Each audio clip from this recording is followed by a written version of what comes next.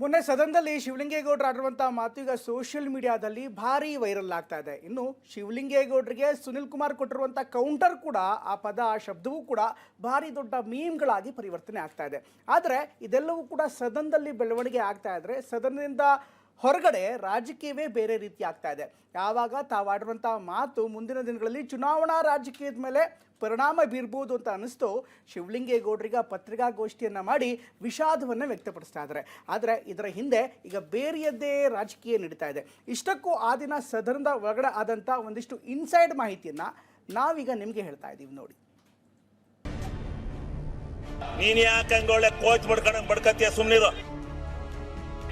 ನಿಮ್ಮ ಅಪ್ಪ ಕೈ ಕೊಟ್ಟದ್ದೆ, ನಿಮ್ಮ ಅಪ್ಪಗೆ ಹಾಕಿದ್ದೆ ಚೂರಿಯ, ನಿಮ್ಮ ಅಜ್ಜನ್ ಮಾಡಿದ್ದೆ. ನೀನೇ ಅವನ ನನ್ನ ವಿಚಾರ ಕೇಳಕ್ಕೆ ಮಾನ ಮರ್ಯಾದೆ ಇದೆಯಾ ನಿಂಗೆ? ನಿನ್ ಯೋಗ್ಯತ್ವಷ್ಟು ಬೆಂಕಿ ಹಾಕ. ಕೋತಿ ತಿಮ್ಗಳಿವು. ನಿನ್ನಂತ 100 ನಾಯಿಗಳು ಬಂದ್ರು ನಾನು ಎದುರಲ್ಲ. ಕಾನೂನ ರಾಜ್ಪಾಲ ತಡೆ ಹಿಡಿದ್ರು ಇಲ್ಲ ಅಂದ್ರೆ ನಿಮ್ಗೆಲ್ಲ ಕತ್ತಿ ಕಾಣಿಸ್ತದೆ. ಲೇ RSS ನಿನ್ನೆ ಮಾನ ಮರ್ಯಾದೆಲ್ಲ ಅಯೋಗ್ಯ.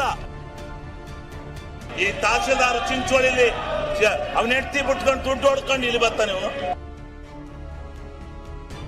ಈ ಅಶೋಕಣ್ಣ ನಾಯಕತ್ವದಲ್ಲಿ ಇಂಥ ಪೋಲಿ ಕೆಲಸ ಮಾಡ್ತಾ ಇರೋದು. ನೀವು ಹುಟ್ಟು ಅಯೋಗ್ಯರು. ಮೊನ್ನೆ ಸದನದಲ್ಲಿ ಶಿವಲಿಂಗೇಗೌಡ ಆಡಿದ ಅವಾಚ್ಯ ಮಾತುಗಳು ಈಗ ಸಾಮಾಜಿಕ ಜಾಲತಾಣದಲ್ಲಿ ಭಾರಿ ಪ್ರಮಾಣದಲ್ಲಿ ವೈರಲ್ ಆಗ್ತಾ ಇದೆ. ಅದು ಅಷ್ಟಕ್ಕೆ ಸೀಮಿತವಾಗಿದ್ರೆ ಶಿವಲಿಂಗೇಗೌಡ ಅಷ್ಟೊಂದು ತಲೆ ಕೆಡಿಸ್ಕೊಳ್ತಾ ಇರಲಿಲ್ಲ. ಆದ್ರೆ ಈಗ ಅದು ರಾಜಕೀಯ ಬಣ್ಣ ಪಡೆದುಕೊಂಡಿದೆ. ಹೀಗಾಗಿ ಶಿವಲಿಂಗೇಗೌಡ ಈಗ ಬೆಂಗಳೂರಿನಿಂದ ಅರಸೀಕೆರೆ ತನಕ ಎಲ್ಲೆಲ್ಲೂ ಪತ್ರಿಕಾಗೋಷ್ಠಿ ಮಾಡಿ ನಾನ್ ತಪ್ಪು ಮಾಡಿಲ್ಲ ಅಂತಿದ್ದಾರೆ. ಇಂದು ಅರಸೀಕೆರೆಯಲ್ಲಿ ಪತ್ರಿಕಾಗೋಷ್ಠಿ ನಡೆಸಿದ ಶಿವಲಿಂಗೇಗೌಡ ವಿಡಿಯೋ ಬಿಡುಗಡೆ ಮಾಡಿದ್ದಾರೆ. ತಾವು ಮಾತನಾಡುವ ವೇಳೆ ಬಿಜೆಪಿ ಶಾಸಕರು ಕಿಚಾಯಿಸಿದ್ದು, ಡ್ಯಾನ್ಸ್ ಮಾಡಿದ್ದು, ನನ್ನ ಬಗ್ಗೆ ಅವಾಚ್ಯ ಶಬ್ದ ಬಳಸಿದ್ದೆ, ನಾನು ಸಿಟ್ಟಾಗಿ ಮಾತನಾಡುವುದಕ್ಕೆ ಕಾರಣ ಎಂದಿದ್ದಾರೆ. ಶಿವಲಿಂಗೇಗೌಡ ಬಿಡುಗಡೆ ಮಾಡಿದ ವಿಡಿಯೋ ಇಲ್ಲಿದೆ ನೋಡಿ. ವಿರೋಧ ಇರ್ಬೋದು, ಪರನೇ ಒಬ್ಬೇ ಬೆಂಬಲ ಬೆಲೆಗೆ ಧರಣಿ ಮಾಡಿದ್ರೆ ನಾನು ಬೆಂಬಲ ಬೆಲೆ ಕೊಡ್ಸಕ್ಕೆ ನೀಗೇನೆ ಅಲ್ಲೆಲ್ಲ ಹೋಗು. ಆ ಗುಲ್ಬರ್ಗ ಜಿಲ್ಲೆಯಲ್ಲಿ ಎಂತದ್ದು ಮಾಡ್ಕ. ನೀನು ಯಾಕೆ ನೋಡಿ ಕೋಚ್ ಬಡ್ಕತ್ತೀಯ? ಸುಮ್ಮನಿರು. ಕೋತಿ ಆಟ ಆಡಕ್ ಹೋಗಬೇಡ. ಆಮೇಲೆ ನೀನೇ ನಿಮ್ಮ ಅಪ್ಪ ಕೈ ಕೊಟ್ಟದ್ದೆ. ಇನ್ನೊಂದೆಡೆ ಶಿವಲಿಂಗೇಗೌಡ ವಾಚಾಮಗೋಚರವಾಗಿ RSSಗೆ, ಬಿಜೆಪಿಗೆ, ಶರಣು ಸಲಗಾರ್ ಪತ್ನಿಗೆ ಬೈದದ್ದು ಸದನದ ಬಾವಿ ಒಳಗಿದ್ದ ಬಿಜೆಪಿ ಶಾಸಕರಿಗೆ ಮೊದಲಿಗೆ ಗೊತ್ತಾಗಲಿಲ್ಲ. ಭೋಜನ ವಿರಾಮದ ವೇಳೆ ವಿಪಕ್ಷ ನಾಯಕ ಅಶೋಕ್ ಕೊಠಡಿಯಲ್ಲಿ ಇದ್ದ ಬಿಜೆಪಿ ಶಾಸಕರು ಮೊಬೈಲ್ ನೋಡಿದಾಗ ಶಿವಲಿಂಗೇಗೌಡ ಆಡಿರುವ ಮಾತುಗಳು ವೈರಲ್ ಆಗ್ತಾ ಇದ್ದದ್ದು ಗಮನಕ್ಕೆ ಬಂತು. ಅದನ್ನ ಕಂಡವರೇ ಹೌಹಾರಿದ ಬಿಜೆಪಿ ಶಾಸಕರು ಸದನದಲ್ಲಿ ಕ್ಷಮೆ ಕೇಳಿಸುವಂತೆ ವಿಪಕ್ಷ ನಾಯಕ ಅಶೋಕ್ ಅವರ ಮೇಲೆ ಒತ್ತಡ ತಂದ್ರು.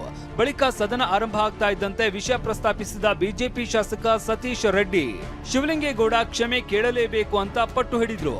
ಅಶೋಕ್ ಹಾಗೂ ಸುನಿಲ್ ಕುಮಾರ್ ನಿಲುವನ್ನ ಇನ್ನಷ್ಟು ಗಟ್ಟಿಗೊಳಿಸಿದ್ರು.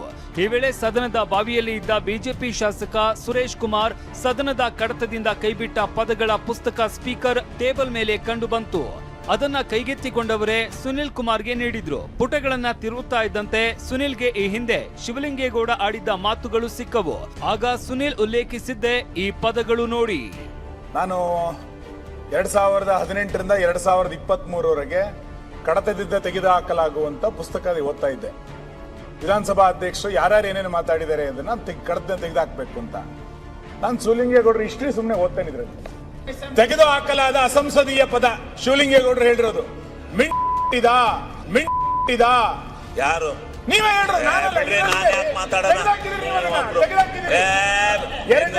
ಬುಕ್ಕಲ್ಲಿದೆ. ನಾನು ಓದ್ತಿರೋದಲ್ಲ, ಬುಕ್ಕಲ್ಲಿದೆ.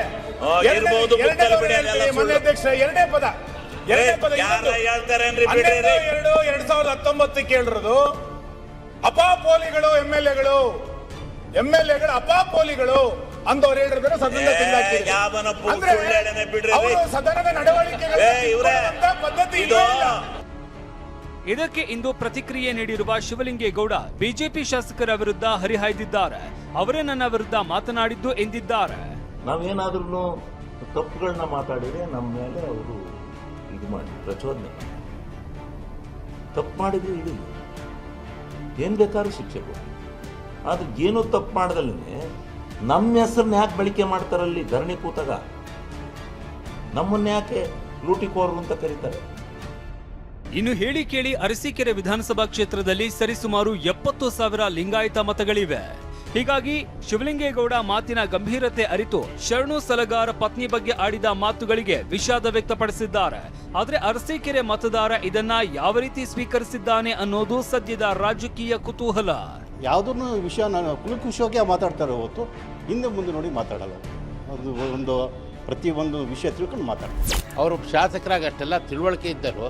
ಅವರ ಪದಪ್ರಯೋಗ ಅಲ್ಲದಲ್ಲೇ ಅವರ ಹಾವಭಾವಗಳು ಭಾರಿ ಒಬ್ಬ ಶಾಸಕನಾಗಿ ನಡ್ಕೊಳೋ ಅಂಥದ್ದು ಇರಲಿಲ್ಲ. ಅವ್ರ ಬಗ್ಗೆ ಸುಮ್ಮನೆ ಬೇರೆಯವರು ಎಲ್ಲ ರೇಗಿಸಿಂದ ಹಂಗೆ ಮಾತಾಡ್ತಾರೆ ಅಷ್ಟೇ. ಅವರು ಬೇರೆ ರೇಗಿಸಲ್ಲ, ಅವ್ರಿಗೆ ಮೇಲೆ ಸಿಟ್ಟತ್ತಿ ಹಂಗೆ ಮಾತಾಡ್ತಾರೆ. ಅವ್ರು ಮಾತಾಡಿದಾಗ ಅರ್ಥ ಇರುತ್ತೆ ಅಷ್ಟೇ, ಬೇರೆ ಏನಿರಲ್ಲ ಸರ್. ತಾಳ್ಮೆ ಕಳ್ಕೋಬಾರ್ದಿತ್ತು. ಯಾಕೆಂದರೆ ಇವರೊಬ್ಬರು ಸೀನಿಯರ್ MLA ಇದ್ದಾರೆ, 4 ಸಲ ಗೆದ್ದಿದ್ದಾರೆ. ಇವರೇ ಈ ರೀತಿ ನಡ್ಕೊಂಬಿಟ್ರೆ, ಅದು ಆಡಳಿತ ಪಕ್ಷದವರಾಗಿ ಹಿಂಗೆ ನಡ್ಕೊಂಡ್ರೆ ನಾಳೆ ದಿನ ಏನಾಗ್ಬೋದು ಅಧಿವೇಶನದಲ್ಲಿ ಅಂತ ಯೋಚನೆ ಮಾಡಬೇಕಾಗುತ್ತೆ ಈ ಮನುಷ್ಯ. ಇದೆಲ್ಲದರ ನಡುವೆ ಶರಣು ಸಲಗಾರ ಆಗಲಿ ವೇದವ್ಯಾಸ ಕಾಮತ್ತರಾಗಲಿ ಶಿವಲಿಂಗೇಗೌಡರ ಮಾತಿಗೆ ಪ್ರತಿಕ್ರಿಯೆ ನೀಡಿಲ್ಲ. ಕಾರಣ ಇಷ್ಟೇ, ವೇದವ್ಯಾಸ ಕಾಮತ್ ಹಾಗೂ ಶಿವಲಿಂಗೇಗೌಡ ಸದನದ ಒಳಗೆ ಎಷ್ಟೇ ಕಿತ್ತಾಡಿದ್ರೂ ಹೊರಗಡೆ ಚೆನ್ನಾಗೇ ಇದ್ದಾರೆ. ಅತ್ತ ಶರಣು ಸಲಗಾರ್ ಪತ್ನಿ ತಹಶೀಲ್ದಾರ್ ಆಗಿರುವ ಹಿನ್ನೆಲೆ ಸರ್ಕಾರದ ವಿರುದ್ಧ ಹೇಳಿಕೆ ನೀಡಿದ್ರೆ ಅನಗತ್ಯವಾಗಿ ಸಂಕಷ್ಟ ಮೈಮೇಲೆ ಬರಲಿದೆ ಎಂಬ ಆತಂಕ. ಇದೆಲ್ಲದರ ನಡುವೆ ಮುಂಬರುವ ಬಜೆಟ್ ಅಧಿವೇಶನದಲ್ಲಿ ಇದೇ ಪ್ರಕರಣವನ್ನ ಜೋರಾಗಿ ಕೈಗೆತ್ತಿಕೊಳ್ಳೋದಕ್ಕೆ ಬಿಜೆಪಿ ಮುಂದಾದ್ರೂ ಅಚ್ಚರಿಯೇನಿಲ್ಲ. ಹಾಸನದಿಂದ ಮಂಜುನಾಥ್ ಜೊತೆ ಪ್ರಸನ್ನ, TV9 ಬೆಂಗಳೂರು.